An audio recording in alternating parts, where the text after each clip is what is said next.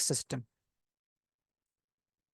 Limbic system के बहुत सारे कंपोनेंट्स हैं, तो बजाय इनके नाम पढ़ने के मैं आपको एक तस्वीर दिखा देता हूँ जिसमें उसमें से अक्सर जो है वो दिखाए हुए हैं। ठीक है, तो let me share the picture.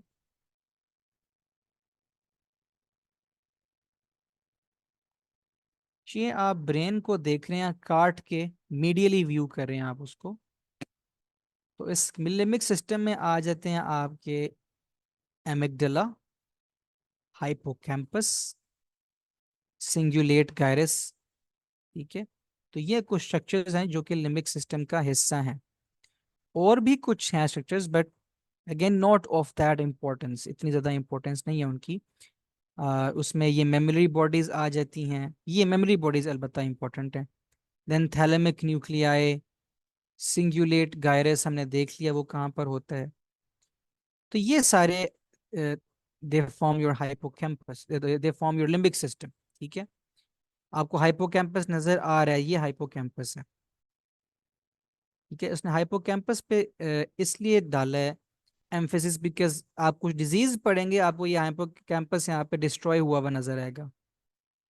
इसी तरह से ये जो येलो से आपको नजर आ रहा है, ये सिंगुलेट गायरस है। ये गायराए होते हैं ना, पता है ना, sulci are the depression and gyri are the elevation.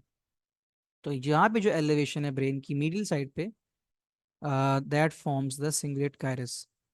ठीक है, और अगर इससे थोड़ा सा ऊपर आप देखें तो यहाँ पे आपको वो मिल जाता है योर, जो आपकी लेग्स की हमनकुलस के जो फीट है ना, वो यहाँ पे आती हैं, the upper portion of the middle cortex.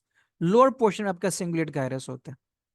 ठीक है, तो काम क्या क्या है इसके, तो उसको आसान करने के लिए लिम्बिक इसके काम को उसने बस कहा है कि remember the 5 F's: feeding, fleeing, fighting, feeling and sex.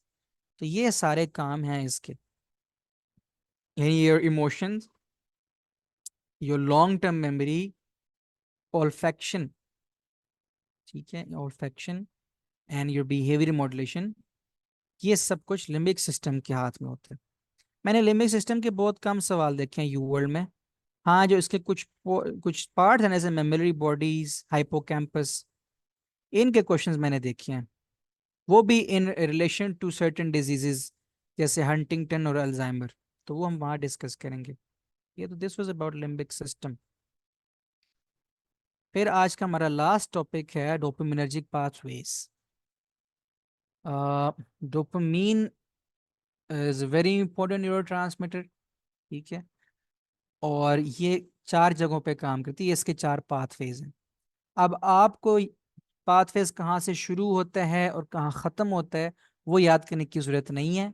Just remember the name of the pathway and the function it does and how it's affected by medication.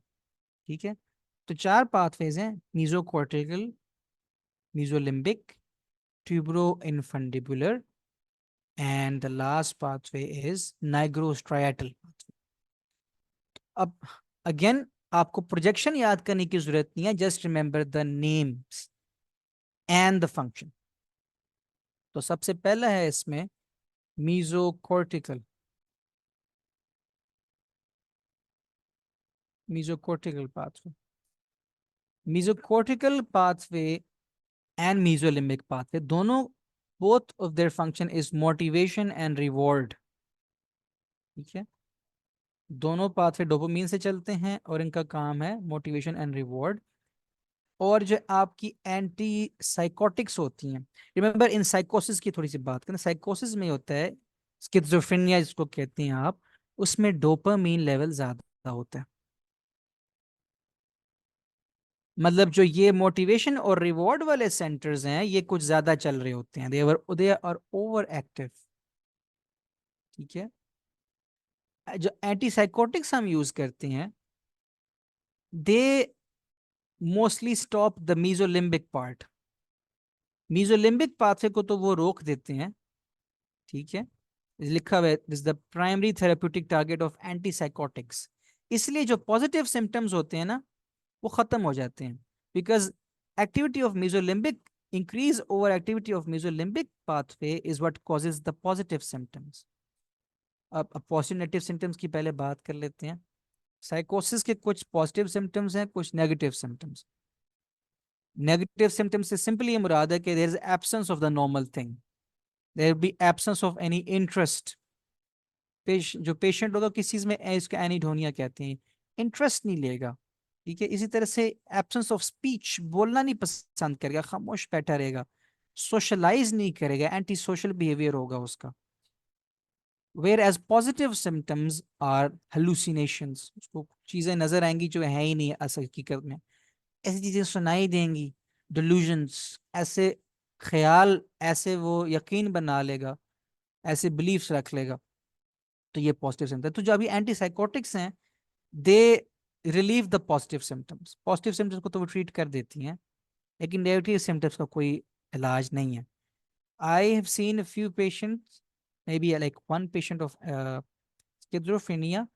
तो इवन दो वो मेडिकेशन पर होते हैं, लेकिन फिर भी वो खामोश रहते हैं, सहमे हुए घबराए हुए रहते हैं, अलग थलग रहना पसंद करते हैं, क्योंकि मेडिकेशन सिर्फ पॉजिटिव सिम्टम को ट्रीट करती है, नेगेटिव सिम्टम्स को नहीं ट्रीट करती. और अभी तक कोई खास ट्रीटमेंट है भी नहीं नेगेटिव सिम्टम्स का, सैडली.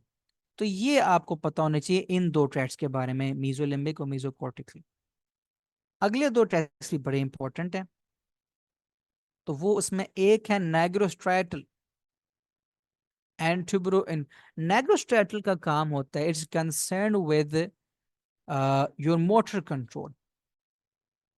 मोटर मूवमेंट्स है आपकी, यही हम मजीद डिस्कस भी करेंगे आगे, इसका अलग से बेसल गैंग्लिया के साथ आएगा जिक्र. तो इसका काम मोटर कंट्रोल के साथ होता है, डोपामीन. इसीलिए पार्किंसन डिजीज के अंदर जो नाइग्रोस्ट्राटल पाथवे है वो डोपामीन से चलना है. और पार्किंसन के अंदर सब्सटेंशिया नाइग्रा के सेल्स डिस्ट्रॉय हो जाते हैं. सब्सटेंशिया नाइग्रा का काम होता है, substantia Niagara is set of neurons in the brain stem. ठीक है. और उनका काम होता है डोपामीन प्रोड्यूस करना. पार्किंसन के अंदर डोपामीन जब नहीं बनती तो ये वाला पाथवे बंद हो जाता है, which is concern with motor control. ठीक है.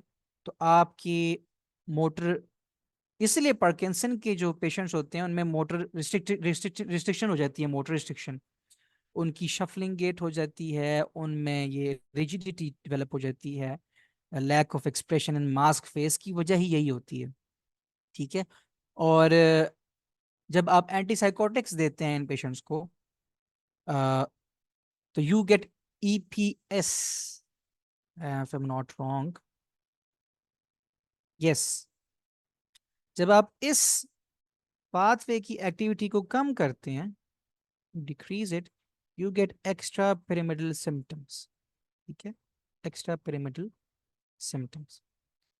तो this is significantly affected by antipsychotics and in Parkinson disease. तो हमने समझ लिया कि दोनों में कैसे. अच्छा, अब ये जो एक्स्ट्रा पिरामिडल सिम्टम्स हैं, आपने कभी सोचा है कि ये एक्स्ट्रा पिरामिडल क्यों कहते हैं?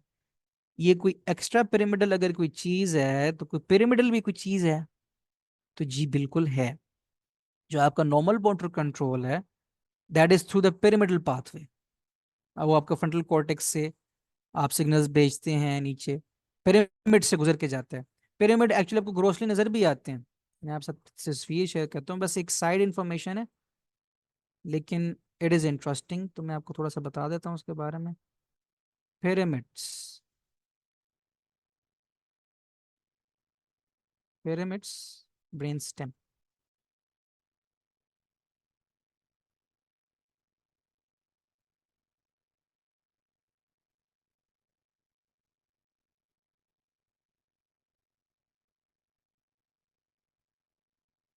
तो these are actually your brain pyramids. Brain stem के अंदर पॉन्स के बिल्कुल नीचे ये जो आपको नजर आ रहे हैं, sorry for the picture quality, ये राइट और लेफ्ट पे दीज आर पिरामिड्स. यहाँ से बेसिकली जो मोटर कॉर्टेक्स से जो आ रही है ना नर्व फाइबर्स, वो यहाँ से ऐसे गुजरते हैं. तो ये मोटर कंट्रोल आपका इस तरह से होता है. लेकिन जो EPS के अंदर जो मूवमेंट, मोटर मूवमेंट्स हो रही होती हैं, जो टार्डिव डिस्काइनेसिया है, जो ऑक्लोकाइनेसिस है, ये इनके सिग्नल्स इन पिरामिड से नहीं आ रहे होते, वो जो आपकी मूवमेंट्स होती हैं उनके सिग्नल्स इस ट्रैक से आ रहे होते हैं, इस ट्रैक की डिस्टरबेंस है, इसलिए इन मूवमेंट्स को, इन सिम्टम्स को एक्स्ट्रा पिरामिडल कहते हैं, because they are not concerned with the pyramid. Pyramids are concerned with your voluntary movements, whereas EPS are involuntary movements. ठीक है।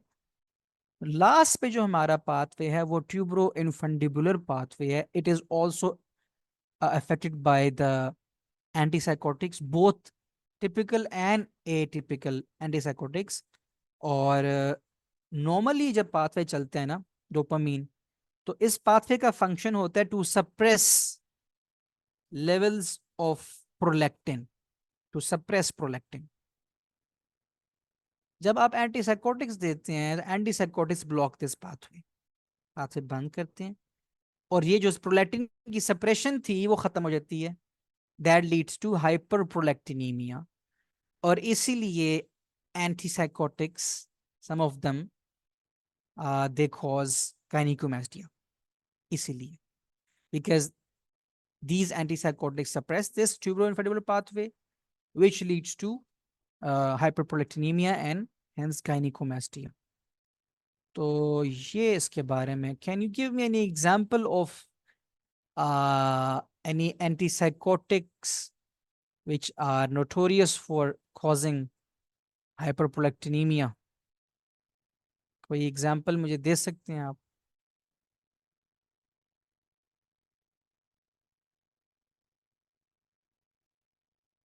एनी एग्जांपल टिपिकल या एटिपिकल एंटीसाइकोटिक्स में से?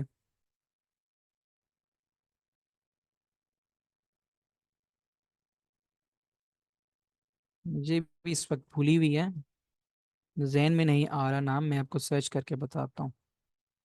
क्लोज़ेपिन, यस क्लोज़ेपिन इज वन। और जो इसमें खासी नोटेरियस है ना, दैट इज रिस्पेरिडोन। ठीक है, रिस्पेरिडोन इसमें खासी बदनाम है फॉर कॉजिंग हाइपरप्रोलेक्टिनेमिया। ठीक है, तो यस डॉक्टर तैमूर, क्लोज़ेपिन एंड रिस्पेरिडोन, तो ये हाइपरप्रोलेक्टिनेमिया कराती हैं। अब क्लास ख़त्म हो रही है,